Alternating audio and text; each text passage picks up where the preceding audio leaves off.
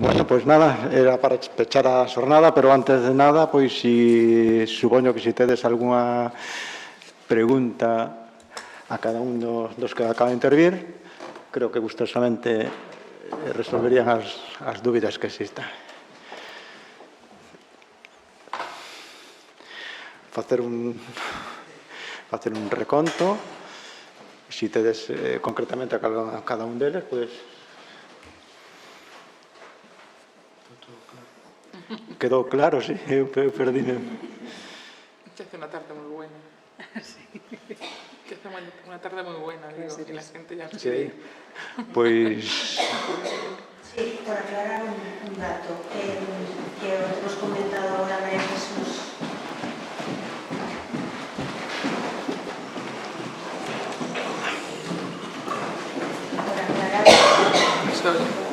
Por aclarar un dato que acabamos de comentar María Jesús y eu así en pequeño comité, pero que temos que averiguar. Ela datou polo Aires da Terra en 1905 e nós desde Galicia sempre temos datado desde 1904. Entón vamos a ver. Vamos a ver, únicamente. Las fuentes de información de cada una. Que para nós é moi importante. Ah, sí? Pues ya Sí. mira. A ver... Hai publicación de esa data e está publicada en 1904. Bueno, aparte que no 2004 celebrouse o Pontevedra o Ano da Música e celebrábase e había documentación suficiente aí desde como se chama, Ramón Piñeiro ten publicado algún artigo sobre o tema e ten investigado sobre a grabación que se produciu buscándose tamén na Rúa Real da Coruña nos baixos non do laboratorio, senón da casa da familia Ferrer, que era un fotógrafo que foi o que trouxo alugado o laboratorio para a grabación. E é certo que a grabación de El Eco, na que penso que El Eco nesa época estaba nunha desas desaparicións, porque El Eco era como el Guadiana, e de viña desaparecía, volvía a vivir. E dos 5 ou 6 porque non había máis voces, e porque ademais técnicamente era casi imposible captar máis voces con aquel Con el acústico, claro. De feito, a Aires da Terra tampouco tiña máis voces. Sí, efectivamente. Non sei se sería capaz de registrar. Pero sí que a data concreta é de 1900. Sí, o 30 do 5 de 1904. Porque encargamos un especial pola lousa que consideramos que é unha xoia para nós. É un disquiño, ademais, que conservase no Arquivo Sonoro, se o querer ver, é unha preciosidade de disco. Máximo, o soporte, o disco, ten a importancia que un lle queira dar, non deixa de ser un disco como outro que quero, pero sabendo a historia, que é iso que lle confire o valor, e si encargamos a Alberto Cancela, que fixe a súa tese sobre el Eco, entón sí que o ten datado 30 do 5 de 1904. Aparte hai unha edición de Ovirmos, esas grabacións non só de 1904, sino das posteriores, non están todas no 1911 da Aires da Terra, porque grabou unha vez máis en 1911 Perfecto Feijó, que era moi desencantado das grabacións da Coruña, e xa podedes ver un exemplo da coral de Eco, non? Hai un texto acompañando o disco, un libro disco de Ouvirmos, e xa aí estaba datado en 1904. Posteriormente Ramón Piñeiro seguiu investigando e ainda ten alguna publicación máis. Sí. Ademais, podedes buscar en rede, podedes Orfeón El Eco 1904, e vos remito un especial que está todo o que cá estabas comentando, no Arquivo Sonoro está documentado, ademais con notas de prensa e todo, está moi ben. Ademais fala da polémica precisamente de que non é un orfeón, é parte dun orfeón, porque claro, a grabación foi desautorizada polo orfeón, pero que sí, que ao final eran membros de coro. É que as historias dos orfeóns que me parecen de tocades así por encima, pero hai moito que falar nos orfeóns. Non había fútbol, non había rivalidades entre os orfeóns, e había cada diorta que non vexes. Con dous orfeóns na Coruña, entre Leco e o número 4 Cornés, cando foi precisamente a Exposición Universal de París, o Botella que cortaba, de 1889. aquí nas notas na La Voz de Galicia de esa época, dice que no puede decirse, pues, que en esos discos se impresionaran coros cantados por el Orfeón El Eco, sino por 5 orfeonistas. Claro, ahora vamos a ver o seguinte, que ilustrou moi ben ela. Como se grababa? Como era o sistema de grabación? A bobina, a voz era moi... Perdona.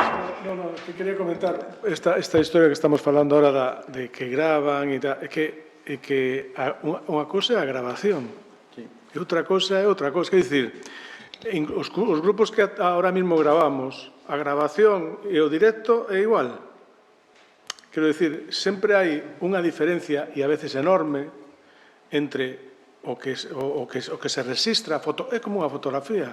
É igual a fotografía que se vas pola rúa, mellor non conoces a xente se vas pola rúa fora da fotografía. Quero dicir que un se prepara dun xeito determinado para gravar e o mellor o directo non é... Quero dicir, me dá a impresión de que en eses momentos que se empezaba a gravar quería que a grabación fora o mismo que se fora a escoitar en vivo, non? E eu creo que hai diferencias antes, pero tamén agora, por outros motivos. Entrar a reducción de voces para imposible que se fora así. Un coro de 40 voces ou 20 tantas voces, cantar solo 5. Claro, pero a tecnoloxía condiciona a grabación. E incluso chegamos ao día de hoxe que é mellor a grabación que o directo, cosa que era ao revés ao principio. Non sei.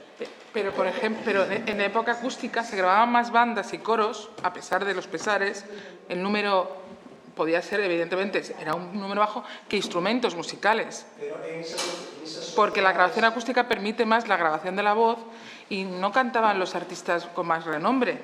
Cantaban los artistas que podían vocalizar más para que el diafragma pudiera capturar mejor la voz. O sea, no eran los mejores artistas los que están registrados en los cilindros de cera, sino son los que podían, a veces, la acústica... Hay gente que tiene una sonoridad hablando porque pronuncia bien las R's, pronuncia las S, que el diafragma podía capturar. O sea, iban buscando que aquello sonara un poco en condiciones. No era tanto el mejor soprano, el mejor barítono, sino lo que podía empezar a capturar, ¿no? el fonógrafo, ¿no?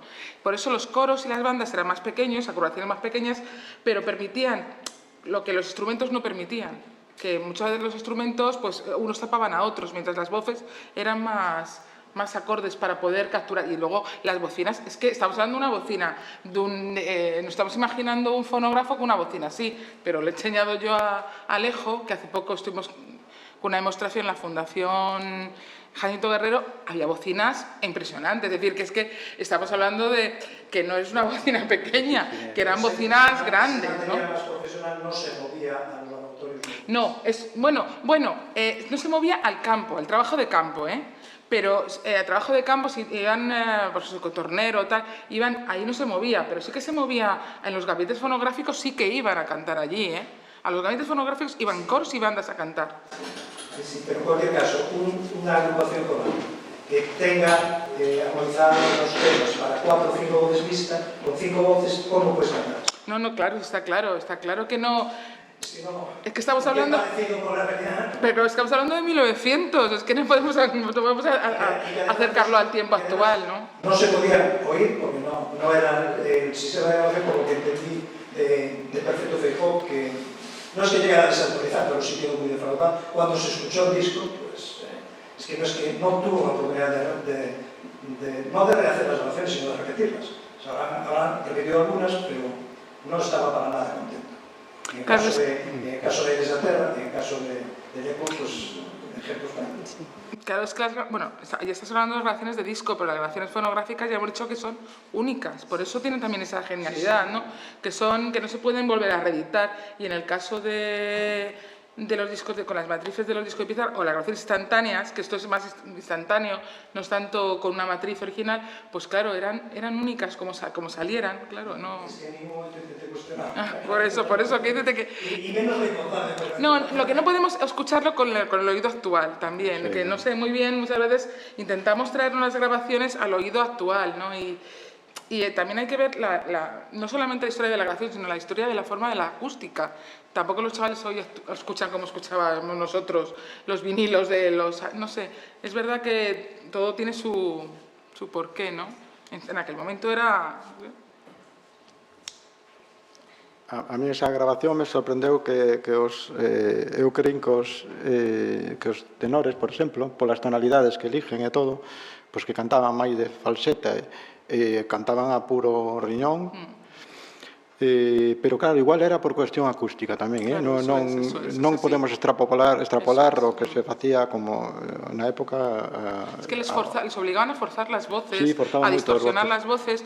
Lo que acaba de decir él es, nosotros cuando, vamos, yo me acuerdo, que soy más mayor, cuando empiezas a grabar las primeras grabaciones de las cintas en los contestadores automáticos de los teléfonos, tú no te reconoces. Sí. Esa voz, es que no te reconoces tampoco te reconoces en el móvil a veces, ¿no? Pero yo imagino a ellos, decían que Caruso no quiso registrar su voz en el fonógrafo porque decía que le capturaba esa malita aparato, le capturaba su voz, ¿no? Como Sansón, le quitaba la fuerza. Pero es verdad que, imaginaos a Unamuno, hemos escuchado a Valle Inclán, escuchando en ese artefacto su propia voz. Lo que debieron de sentir fue escalofriante, ¿no? Entonces, claro, les obligaban a forzar muchas veces, pues eso, seseos, la R, muchas vocalizaciones que eran complejas, ¿no?, de hacer, para que el aparato se oyera lo mejor posible, ¿no? Me imagino, se podo contar unha pequeniña anécdota que nese senso, si temos tempo son e medio. Resulta que cando eu na miña cabeza os orfeóns, verdad? Cando te configuras na túa cabeza como soa unha orfeón de época que che dicen que ten 70, 80 voces, 65 de homes, ti xa estás imaginando. Isto é algo moi pois potente, non? Podemos decir, pero ademais as voces de homes soan como se fora un órgano, todo cohesionado. Precisamente ao incluir as mulleres son os que percibía máis o oído, pero ao ser todos homes son como un acorde e permiten texturas diferentes pero que son totalmente homogéneas. Esa era a miña idea na cabeza. Cando escoitei o coro, cando escoitei a grabación, se me viu o mito, dice, casi estaba pensando, era mellor que non aparecese esa grabación. É mentira, porque precisamente ese é a chega dese disco. Hai que ser críticos, hai que ter unha idea na cabeza do que temos idealizado e logo cuestionalo. Precisamente acabamos de cuestionar, porque se son poucas voces e son moitas, como interpretaban as condicións que se daban. Bueno, esta pequenina anécdota que me imagino que tamén vos ocurre, non? Que temos idealizado, non? Un coro, un orfeón, 80 voces, todos cantan. Bueno, pois dos 80 mellor que cantan, pero que sí que é certo que polas tonalidades os tenores agora cantaban de falsete moitos, vale? Aí berran, pero eu creo que é por cuestións acústicas, o sea que temos un campo donde investigar. Mucho. Pero muitísimo, unha barbaridade, porque isto é un inicio. O que vos estou facendo é a historia da fonografía, pero tamén da interpretación, da organoloxía, por lo tanto, en que sen voces humanas, o estudio da acústica, o sea, é maravilloso. Esa é a riqueza, vale?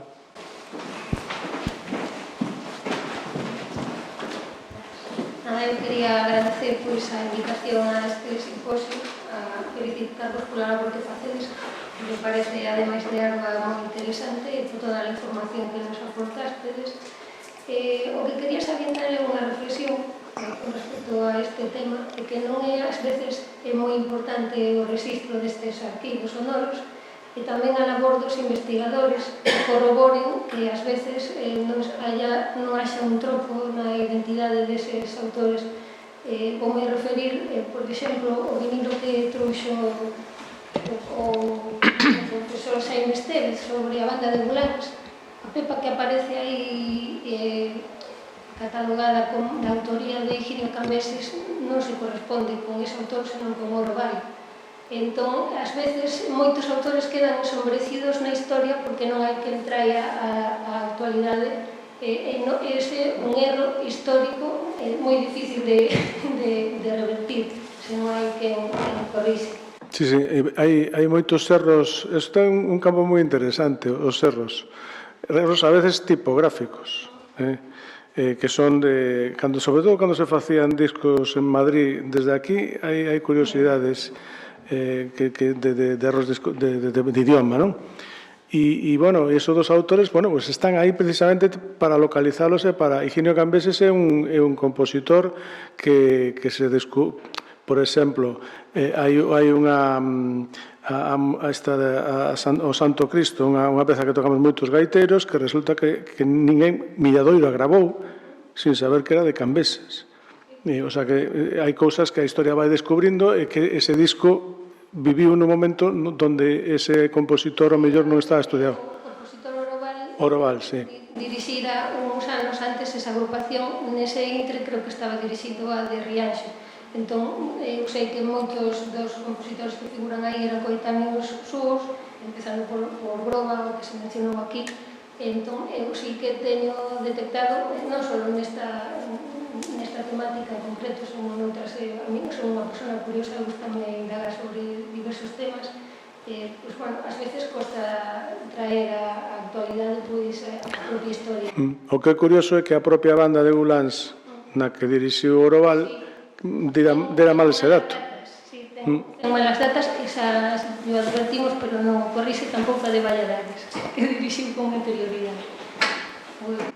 Este respecto, perdona un segundito, al respecto que estás diciendo tú, es muy importante la labor que hacen los investigadores. Esto que estás haciendo tú es fundamental porque al final es una relación recíproca del bibliotecario documentalista, archivero, como lo quieras llamar, con vosotros, con los investigadores que sois al final. Para eso trabajamos y más un servicio público, o sea, trabajamos para vosotros y para patrimonio, pero en definitiva, pero es muy importante porque a la hora de hacer las autoridades, que claro, no te da tiempo a explicarlo todo, esas relaciones que aparecen, las homonimias, los cambios de nombres, para que el investigador lo pueda buscar en gallego, lo pueda buscar en castellano. En el caso de los catalanes tienes ahí latina en medio, pues que tienes que poner y latina, sino para que siempre el usuario llegue hacia el documento. E incluso las agrupaciones van cambiando de nombres, ¿no? Pues que esos cambios, como un ministerio, como un organismo oficial muchas veces cambia de nombre, pues de cuándo a cuándo recibe ese nombre, de cuándo a cuándo, para que luego los registros tengan su entidad relacionada bien, ¿no? Ubicada. Por eso es fundamental que si nos equivocamos o no tenemos la información adecuada, porque a veces las fuentes de referencia son lo que son y tenemos bases de datos, consultamos Discov, pero muchas veces, como bien decís, está mal editados los discos, o sea, es que están mal editados, porque los editores no piensan nada más que en la venta, no piensan más allá, ¿no? A veces pues no se transcribe como los libros, que son más cuidadosos los editores de libros que los editores fonográficos, que es así, o sea, no digo una cosa que no sea verdad.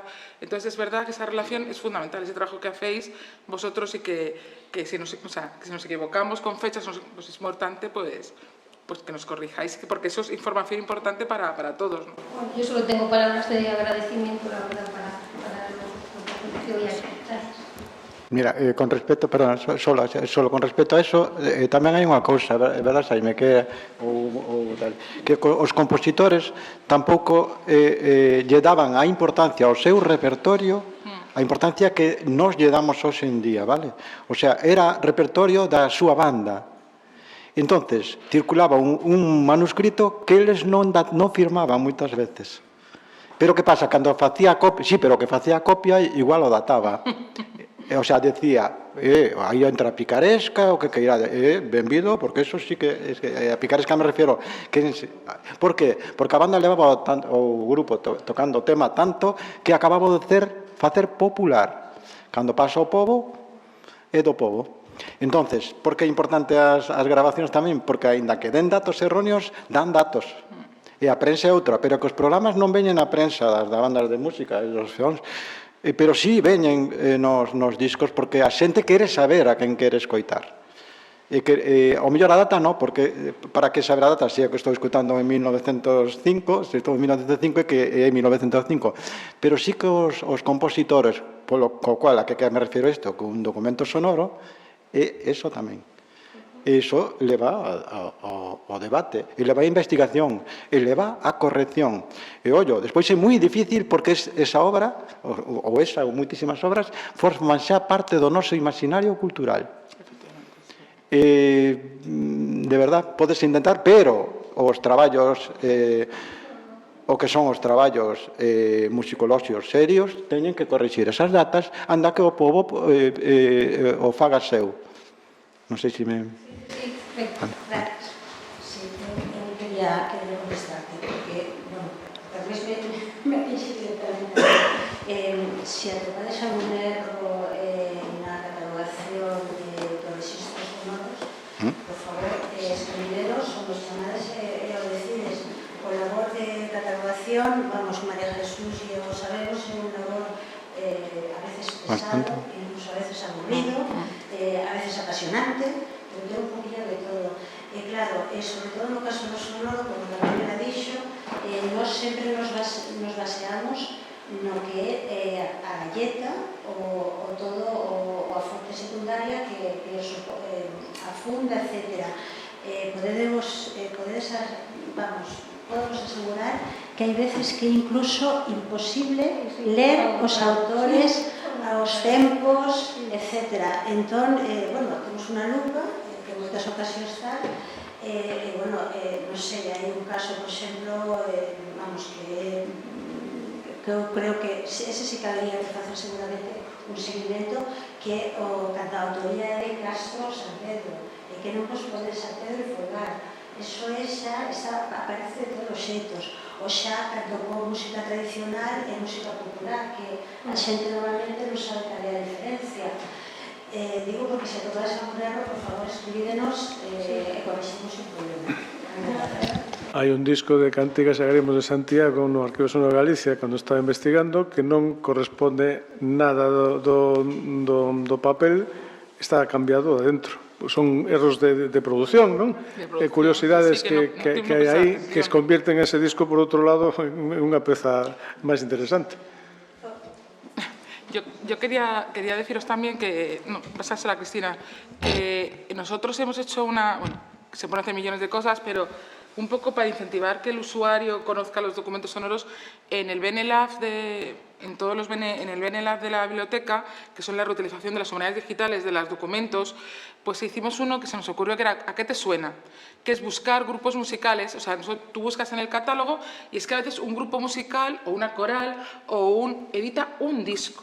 Y entonces buscar esa autoridad es imposible, porque editó un disco, a lo mejor lo editaron entre amigos, pero nosotros queremos saber qué amigos son esos, para que el usuario, alguien quiere buscarlo, ¿no? Entonces, pues los usuarios, es un feedback maravilloso, está funcionando súper bien, se llama ¿Qué te suena? Y está en la entrada de la biblioteca. Tú buscas y dices, pues yo ese grupo musical sí, porque me gustaba, era un grupo heavy que yo escuchaba mucho en los años no sé qué, y te escriben. Hay tenemos que contrastar varias informaciones de varios usuarios y luego se da por autoridad, porque realmente es lo único que tenemos, ¿no? Entonces, es importante, por eso digo, esa relación con el investigador.